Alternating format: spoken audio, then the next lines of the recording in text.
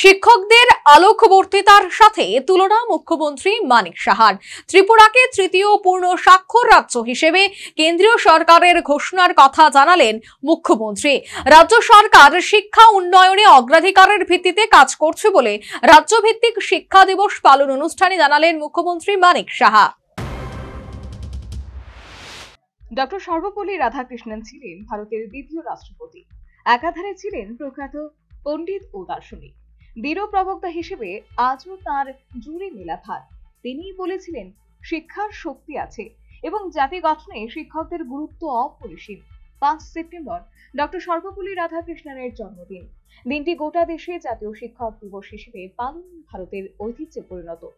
সেই ধারায় শুক্রবার গোটা দেশের পাশাপাশি রাজ্যেও ডক্টর সর্বপল্লী রাধাকৃষ্ণনের জন্মদিনে জাতীয় শিক্ষক দিবস পালন হলো।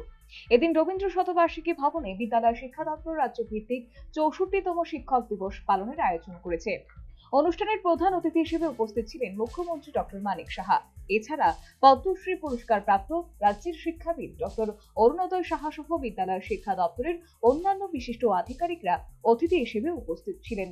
ডক্টর সর্বপল্লী রাধাকৃষ্ণনের প্রতিকৃতিতে ফুল দিয়ে শ্রদ্ধা নিবেদন করলেন মুখ্যমন্ত্রী সহ অন্যান্য অতিথিবৃন্দ। অনুষ্ঠানে নিজ ভাষণে শিক্ষকদের আলোকবর্তিতার সাথে তুলনা করলেন মুখ্যমন্ত্রী। শুধু তাই নয়, কেন্দ্রীয় সরকার সম্প্রতি ত্রিপুরাকে তৃতীয় পূর্ণ স্বাক্ষর রাজ্য হিসেবে ঘোষণা করেছে বলে নিজ ভাষণে মুখ্যমন্ত্রী জানিয়েছেন। আমাদের তৃতীয় পূর্ণ স্বাক্ষর রাজ্য হিসেবে সেটা ঘোষণা হয়েছে। আমি শুনলাম, আমাকে আমাদের সেক্রেটারি মহোদয় বলছিলেন, দিল্লিতে যারা যারা পূর্ণ স্বাক্ষর রাজ্য হিসেবে ঘোষণা হয়েছে তাদেরকে এডুকেশন মিনিস্টারকে বলছি ওখানে যাওয়ার জন্য। নিশ্চয়ই আমি চিন্তা ভাবনা করছি, আমি যাবো হয়তো। তো এখানে আপনাদের আমি কি বলবো, অনেক কিছু বলেছি, কিন্তু একটা জিনিস আমার মনে হয় যে আমাদের যে অন্ধকার থেকে যে আলোকে নিয়ে যাওয়ার যে কারিগর, যে আপনারা হচ্ছেন আলোক পত্রিকা। আপনাদেরই কিন্তু আগামী দিনের যারা প্রজন্ম তাদেরকে আপনারা তৈরি করে সামনের দিকে নিয়ে আসবেন। এতে করে আপনারাও আগামী দিনে ভালো থাকবেন এবং এরকম টিচার্স ডেতে আমার মনে হয় স্টুডেন্টরাও আপনাদেরকে সেভাবে সম্মান দেবে। এবং আমাদের যে পরম্পরা ছিল, যে শিষ্যগুরুর যে পরম্পরা, সেটাকে আবার আমরা মাননীয় প্রধানমন্ত্রীর যে চিন্তা ভাবনা, সেটাকে এই যে নতুন আদর্শ নাগরিক হিসেবে আপনারা তৈরি করবেন, সেই শিষ্য গুরুর পরম্পরাটা আপনারা আবার নতুন ভাবে এখানে প্রতিষ্ঠিত করবেন। বর্তমান রাজ্য সরকার ত্রিপুরার শিক্ষা উন্নয়নে অগ্রাধিকারের ভিত্তিতে কাজ করছে। সেই কথা জানিয়ে আগামী অর্থ বছরে রাজ্যের 152টি বিদ্যালয়ের পরিকাঠামো উন্নয়নের ব্যবস্থা করা হচ্ছে বলেও তিনি জানিয়েছেন। বিদ্যালয়ে তাদের যে ইনফ্রাস্ট্রাকচার নতুন ভাবে করা যায় সেটা সম্পন্ন হয়েছে এবং আরো 292টির মতো আরো কাজ চলছে। আগামী অর্থ বছরে প্রায় 1052টি বিদ্যালয়, সেখানে যাতে ইনফ্রাস্ট্রাকচার ডেভেলপ করা যায় তারও ব্যবস্থা আমরা করছি। বহু স্কুলে আমরা যখন যাই, এক এক সময় অবাক হয়ে যে বহু স্কুলে যখন যাই, বাউন্ডারি বহু স্কুলের যে জরাজীর্ণ অবস্থা, প্রচন্ড দুঃখ হয় যে এত বছর ধরে কি করলো তাকে। তো এইগুলো আস্তে আস্তে করে আমরা ঠিক করেছি যে মেজর যে সংস্কার করা যায়, নতুন নতুন যে স্কুল বিল্ডিং সেই করা যায়।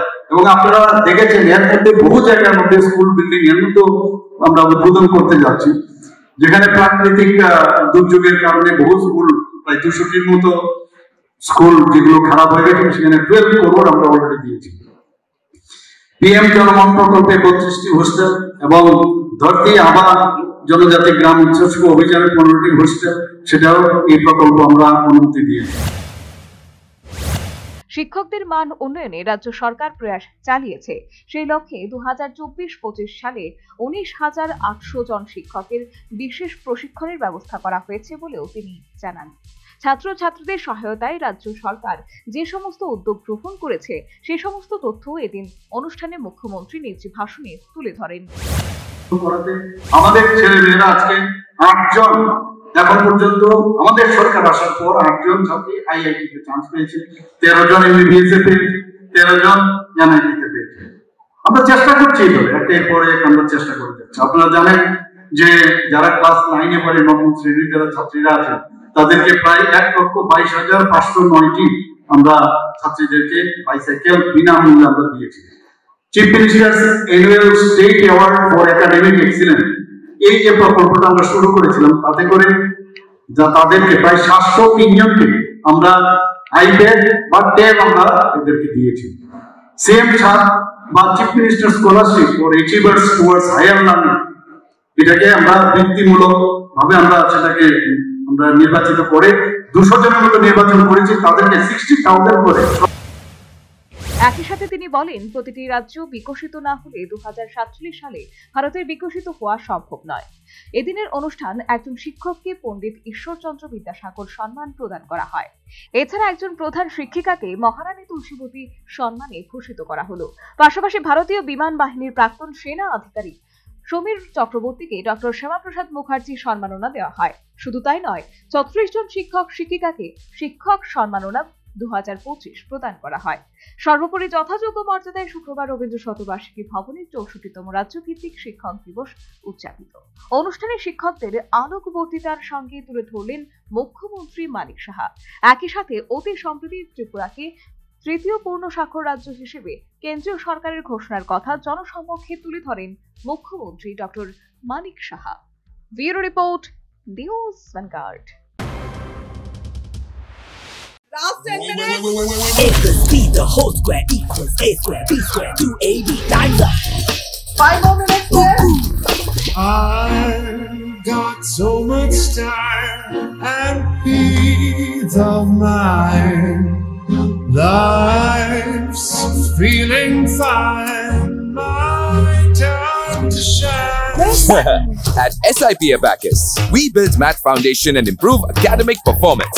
SIP Abacus,